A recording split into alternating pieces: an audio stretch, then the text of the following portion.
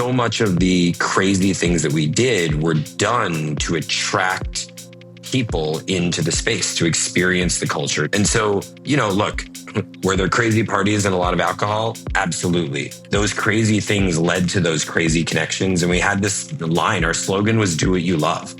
And do what you love really meant for us that if you were going to spend 8, 10, 12, sometimes 18 hours of your day working on something, you better damn well love doing that thing. You should love the people you're surrounded by. And the things that worked in WeWork worked for a long time, maybe even longer than they should have worked by like brute force.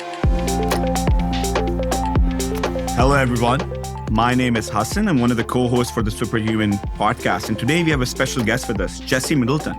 So Jesse is a really interesting persona. Like, he was a hacker in his high school days, became an operator, worked at WeWork in the early days with Adam Neumann, and then now is a prolific investor at the earliest stages, investing in AI, future of work. So Jesse, very exciting to have you here, join us at the show. Your story is really interesting. I remember as we were chatting about with you earlier as we prepped for the show, you were kind of doing hacker stuff, like sitting in Philadelphia, playing with like Apple's earliest computers. And then you kind of like ended up like in New York, working at WeWork and building WeWork from like the earliest days to like what it was in the late 2018, 2017, and then became an investor. Love to kind of like, how did this happen? Like, how did this like journey start? I got into technology as a kid. I was 6 years old. I lived in a tiny town in the middle of nowhere in Pennsylvania. And by the age of 6 or 7, I had covered every square, acre, mile of farmland and forest and was sort of bored and had this sort of natural inclination to taking things apart, breaking them down, putting them back together. And I had a teacher in school who recognized this. And so she in the school donated an Apple IIgs to my family. And that was the first real computer I had. And I immediately tore it apart, parts all over the floor, disk drives out, graphic cards out. And my parents were pretty pissed because this was the only computer I was going to be able to have or afford. And fortunately for them and for me, I was able to put it back together and it worked. And so that was my sort of first foray into building a computer and trying to figure out how they worked. And from there, I sort of continued down this path and pulling the thread. When I was 13 years old, I was getting ready to go into high school.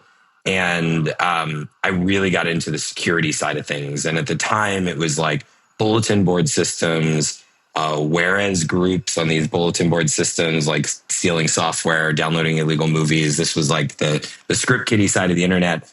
And frankly, I kind of went down this path for a while. I learned how to phone freak and steal phone calls. I learned how to run bulletin board systems on dial-up lines, and just everything about it was curious to me. I just wanted to learn. I went on and went to college at Drexel, and then I started interning and co-oping, and I wound up working for multiple multinational companies doing network security work for them. So basically penetration testing. I was traveling to China and Mexico and Western Europe. I was like 19 years old, and the company I was consulting for renewed my passport. I had been out of the country once in my life.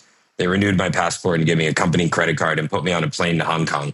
And it was a blast. I had an amazing time. I went from growing up in a tiny town, knowing no one that didn't look like me, to being at the center of these big cities in Shanghai and Shenzhen, Mexico City, London, and just loved it. I loved the technology. I loved working with people. I loved how technology and people came together to create more. There was leverage to be made there. And so that journey ultimately brought me to New York 15 years ago, where I joined a company called LivePerson as the head of technology. So I was there for a couple of years. I worked for the CEO. It was amazing. And I wound up leaving there to start a startup. And that's ultimately what led me into the startup and venture world here in New York. So how did you go from the startup kind of joining WeWork when it was just like a 2-3 person team? So for me, I grew up, I wouldn't even call it shelter, it was just a small town. And ultimately, when I came to New York and I started a startup, I had only been exposed to the globe through the internet. In fact, I was so entrenched in this. I joined like this little like hacker group, and I was 13 or 14 years old. But like that was my exposure to the globe. And so when I moved to New York, my eyes lit up. My view of the world expanded like overnight. I was this kid. I was at this big company and I just started meeting people from all over. And you walk out the door in New York City and you're exposed to hundreds of cultures, the food, the people. And so one of the things that I really wanted to do when I left LivePerson to start my first startup was I wanted to work with other entrepreneurs in a space where we could learn from each other, work together. So I wound up with a good friend of mine, this guy, Matt Champagne. He and I went in search of a place to work. We had about a half a dozen other friends who all started companies around the same time. And we wound up meeting Adam Miguel at WeWork through a Craigslist ad. And Matt and I went down to Soho to the building at Grand and Lafayette and took a tour. We just wanted to find an office that 6 or 7 of us could work out of. And what started out as a tour of an office space turned into a few-hour journey, hearing Adam tell us about his story coming from Israel to New York and his previous company, and his baby crawling clothing company and his foldable high heel company. Like these things that like had nothing to do with office space, by the way, or tech. And as we talked about this, he became like enamored with the idea that we were starting these small technology companies in New York. And there were dozens of people like us who were just smart technologists who loved to break things, learn how they work, and put them back together. And he had this, frankly, magnificent foresight as a not very technology savvy person to say, we should surround ourselves in the early days of WeWork with other tech people, with people that are building really interesting things. We can leverage those things and those people and their insights into how we develop WeWork into a global platform for startups. And so it started as an office tour, turned into a handshake deal where we would take the very second floor that WeWork was opening at Grand and Lafayette and turn it into what we called WeWork Labs. And so this was in 2010 that we handshook on that deal. And then we opened the next floor, and Labs was an open space and a co-working space for early stage entrepreneurs to come and work. And Matt and I just said, we're just going to surround them with as many smart people as we can who can help them build their startups better, faster, cheaper. And that's how we started the journey. Now, I was there from 2010 through 2016. So we were like 4 people when I got involved and almost 4,000 employees when I finally stepped away from WeWork full time. And so the journey was vast. It was crazy, but it was also like magical. There's no other way to describe it. The way that you go from having 100 people working together in one floor in a building to 50,000 plus people all working on their entrepreneurial journeys across the country and around the globe and getting to be a part of all that is just such a cool thing to experience. And frankly, I don't think I'll ever see anything like it again. WeWork did help create a lot of culture. Like if you watch the documentaries, if you sort of like, listen to the podcast, if you watch the YouTube videos, a lot of folks say that the early days were quite magical, but it does seem, somewhere along the way, things might have taken a turn for the worse. There's obviously a lot of stories. I'm sure some of it is true, some of it isn't true. Being inside the company, what was your sense? Like how much of what has now been publicly portrayed was actually a reflection of what was going on inside the company? I love hearing about this. And frankly, I love hearing other people's stories about their take on these, like We Crashed and WeWork. I think the documentary that was at Hulu put out, the making and breaking of a $47 billion unicorn. Look, I haven't watched it all and frankly, probably never will. I lived it. It's very different to rewatch it. At the core, I'd put it at a 70 to 80% of it is true. Whether or not it happened in the order that it's portrayed or with the same names, so much of the journey was as written and as portrayed. And it seems crazy to think that that's possible. But I think one thing you just have to like sort of wrap your head around is WeWork became, and this is no different for Uber and any of the other high flying companies at that time, WeWork became its own like microcosm of the technology or the venture world. Forget about technology, but the venture capital world. And the things that worked in WeWork worked for a long time, maybe even longer than they should have worked by like brute force. Like we never had a sales or marketing organization in WeWork for the first almost 5 years of the company. So everything we did to attract new customers was we would throw events, we'd throw parties, we'd throw events, and every member would bring a friend. And on 30% of the time, that friend would need an office in the next 6 months. And when they would take an office or a desk, they'd bring 3 or 4 of their employees with them. That's an amazing funnel, like for any company. Like the referral loop there is incredible. And so if you think about it, like so much of the crazy things that we did were done to attract people into the space, to experience the culture, to experience the physical space. And so, look, were there crazy parties and a lot of alcohol? Absolutely. Those crazy things led to those crazy connections. And we had this line, our slogan was do what you love. And do what you love really meant for us that if you were going to spend 8, 10, 12, sometimes 18 hours of your day working on something, you better damn well love doing that thing. You should love the people you're surrounded by. And if there's only 2 of you working on it, it's lonely. And so find a place to go where you're not lonely, where you can interact with other people and you can love what you do. And that is all what like led to the excitement.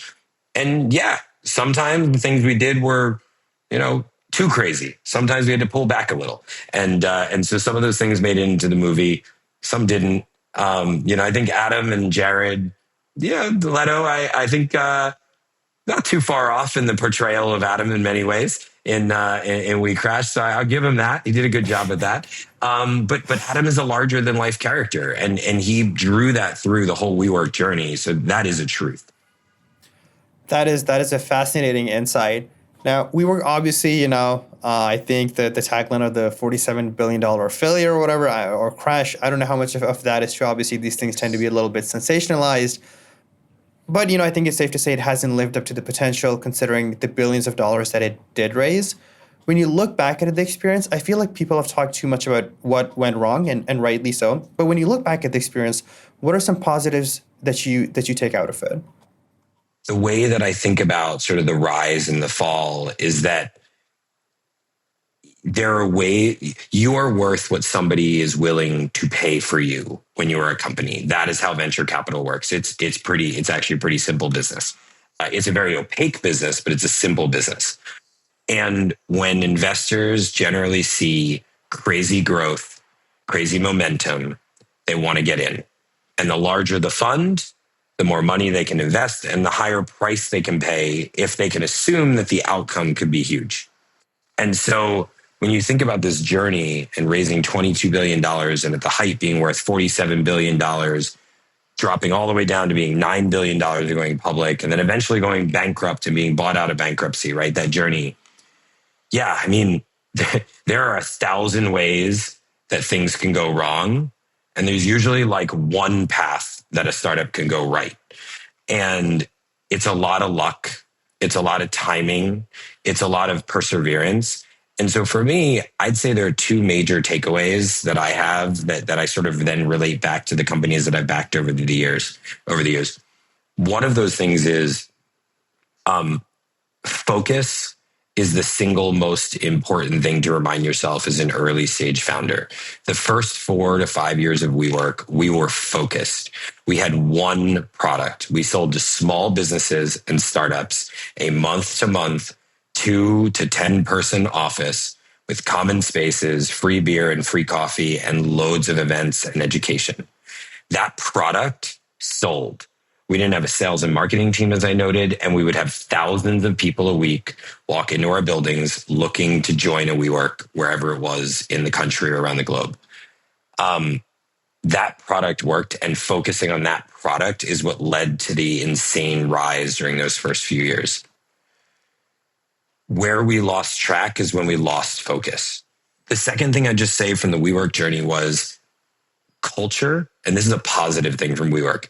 The culture that we created as an employee base was one of everybody would work their hardest no matter what. Like we were all working towards a common goal.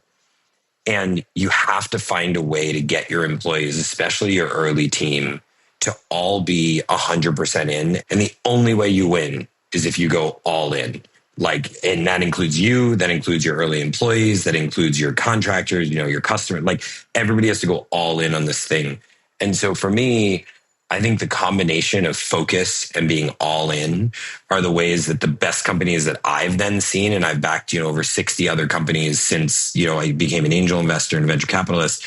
The best ones are just relentlessly focused, and they create a culture in which there isn't a single employee on their team who isn't going to sleep thinking about this problem and waking up thinking about how to solve it. Jesse, I think this is a great transition towards advice for startup founders and your investing kind of philosophy as well. So kind of share with the guests here, our general partner at Flybridge, which is one of a big anchoring firm in New York and Boston, around $1 billion in assets under management. You've backed some prolific companies like MongoDB, FalconX, Redux Health, Firebase. So what's the Flybridge's philosophy? Your focus on AI, future work. I'm sure a bit more about that. I'll start by saying venture capitalists by design are capitalists. So our sort of goal here is to back early stage startups and then make a lot of money to return to our LPs and ourselves, right? This should come as no surprise to maybe your guests, but I'll put that out there because I think it ties into this. How do we operate as a firm? So you noted we're split between New York and Boston. My partners and I have been investing in companies for multiple decades. And for us as venture capitalists, there are two things we need to do well. We need to imagine the future and sort of see beyond the horizon. So figure out where value will be created in 10 years, let's say. And the second one is we had to pick great people building for that future.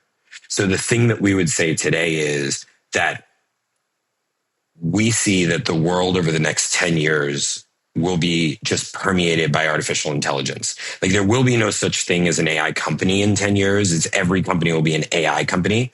But our focus as a firm is to back founders that are building today for that future. And then on the flip side, there will be companies that leverage all of this AI technology to create unique businesses and to create them in ways that was never possible, 5 or 10 years ago. It used to take you, pre the cloud. So I worked at this company, LivePerson, that I mentioned. When I joined there, we still had servers in racks that we had network operations people plugging wires into and moving around and buying new blades to go into those servers for those who were around in the industry then. Today, no one has their own servers. You use the cloud. Everything sits in the cloud. It used to cost $1 million to just buy some servers and then get those set up and build software. Then the cloud came, and then you could spend tens of thousands of dollars instead of millions on the cloud and ultimately build software. Today, with the advances in AI, you can build software for 1/10 the cost and 10 times faster with 1/10 the number of people. And 10 years from now, it's going to be even more substantial than that. So the second group of founders that we back are founders that are building with sort of AI at their core, as in the horizontal applications. For us as a firm, our goal is to identify those founders when they are two people and an idea with maybe a pitch deck, or frankly, half the people we meet don't even have a pitch deck. They have a memo, they have a Google Doc, they have a Notion doc. And so we need to pick those people building for that future today and work with them on that journey for the next 10 years, 15 years, 20 years. And the ultimate goal with each of those is that we see them have phenomenal outcomes in both having an impact in the world and also monetarily. We want them to see multi-billion-dollar exits, and that could be going public or being acquired. And so for us, that's our theme that we invest across, is this sort of AI future. We think about it in those two buckets, as either building AI software or building companies that leverage AI sort of from day one to enhance how they operate their businesses. Yeah, that's a fascinating perspective. Just a couple of quick questions, and I guess we can start wrapping up then. So, yeah, what are some things that in AI specifically that you're watching out for or expecting over the next 12 months? Whether that's anything related to venture or the types of companies that are going to be built, or anything that's happening on sort of the technical and model layer. What is the stuff that you're either excited or super curious about over the next 12 months in AI? Yeah, so I've been pulling this thread recently. I think there's a category that AI will have a big impact on, and that is regulatory complex industries.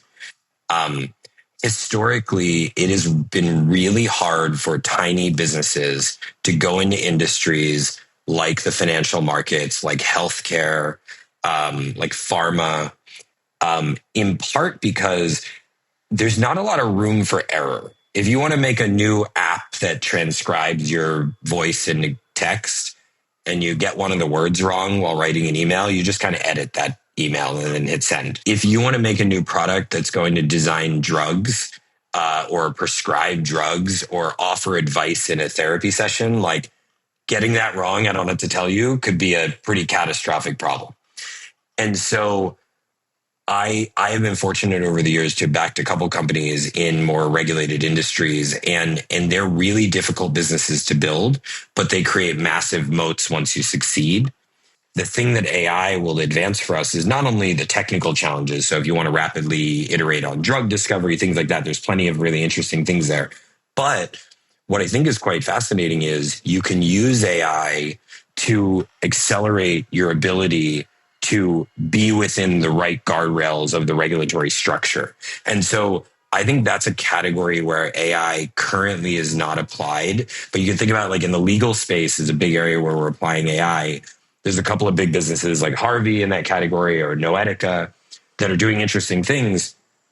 But at scale, one of the most fascinating things is like, it's not going to get it wrong. Like once it learns how to do it right, you're not going to have this issue where this person didn't know about that rule change. AI is going to know about it. It's going to be able to do the thing right the first time. The other thing I would just say is like in the creative industry. So any sort of creativity. So, you know, you have a podcast here, whether it's audio, video, music, film, media, writing, all of these industries are both enamored by what's happening with AI and also incredibly fearful of what's happening with AI. Like, is AI going to replace all music creation? Is AI going to replace film creation? You know, look, what makes music interesting to listen to is the soul behind it. In my opinion, it's the person and the feeling that went into creating it. Could I tell the difference between an AI generated song and not? I don't know, frankly, probably not. Even today, I'm not sure I could, but I'm going to know the story. Like there's going to be a human that I can listen to an interview. And then the other one, it's going to be a story about how a model made this song. And so I think this industry is ripe for advances in AI, but they're going to have to be extraordinarily cautious about how they're implemented, about how these technologies are implemented, about how they affect both the legal side, the creative process. And at the end of the day, there will be somebody who unlocks it. On a technology front, I say the number one thing is specialty and small language models are going to be the future. These LLMs are expensive to train. They're difficult to run locally. And for most AI applications, you are better off not having the corpus of the world's knowledge of both language and topics and having a really focused model built for the problem you're solving now. And the movement towards agentic AI makes this a lot easier because you have a number of small models all strung together. And so we're definitely investing in this sort of broad spectrum of both SLMs, agentic AI, sort of the intersection of these two. And so I'm always excited to see people, you know, again, with an earned secret, with an edge there, with knowledge that no one else has, trying to build something interesting in this category. Jesse, your last comment on the SLMs and agentic is really interesting. Like Zain and I are kind of exploring these spaces as well. And kind of like, you know, we see a lot of opportunities, and especially like, you know, think about industries where you will embed AI and they have really interesting data loops already built in. SLMs could be like really useful to leverage that and then combine that with agentic workflows. Just wanted to kind of add that. And it's a really rapidly evolving space. And I think the next 12 months could be pretty big. Yeah. Yeah, and then to share a little bit of my experience, like on the legal side. Now, I'm not in a legally very complex industry or something, but I started, Hassan and I started a small media company a year ago, sort of like as a side project. It's become a lot bigger than a side project now, but we sort of like bootstrapped it, and I definitely was not going to pay thousands of dollars to have a lawyer on retainer when I can just go spend that on employees and everything. And honestly, for a lot of this stuff, I just use ChatGPT as my lawyer. And it just worked fine, right? Like a lot of like the contracts, the fine print, everything else came in. I'd run it by ChatGPT, and it would just tell me, hey, maybe you want to negotiate this point, maybe you don't want to commit to these points because down the line it could lock you into something that you don't want to do, and you can just go back and negotiate that. And then on the creative side as well, right? So the biggest piece for a media company is the newsletter, and I think until 2 years ago, like, if you want to create a newsletter, then you obviously need to have some kind of image in there, right? Like, maybe you're paying Getty Images or something to Yeah. get images. But realistically, if you're a high quality publication, you have an in-house designer or a contracted designer, and you're sending it to them, and it needs to come back for a review. So you have like this full-time or part-time employee, and this whole process takes ages. And with us, we just learned how to, use Midjourney very early on. And we were producing images that were on par with some of the biggest publications out there. In fact, a lot of our readers would reach out and be like, hey, what agency or what kind of, are you guys using for producing these images? And we were like, at some point we clarified, no, this is actually Midjourney. And that kind of became like an interesting sort of like subplot to the newsletter as well. So no, I completely agree with you there. Just one final question before we wrap this up. AGI, do you think it's going to happen? When is it going to happen? And if it does happen, like, what do you think the world's going to look like? The AGI front's an interesting question. I will admit that I am no scientist. I don't have an earned secret here in anything that I've built with it when it comes to like the AGI journey. What I will say is seeing thousands of pitches a year, and over the last 11, 12 years, seeing, tens of thousands, I think we're still pretty far off from both the acceptable use of AGI. Like there will be certain categories where like think AGI will come sooner. For certain like verticals or categories, it will be like as close as you need it to be.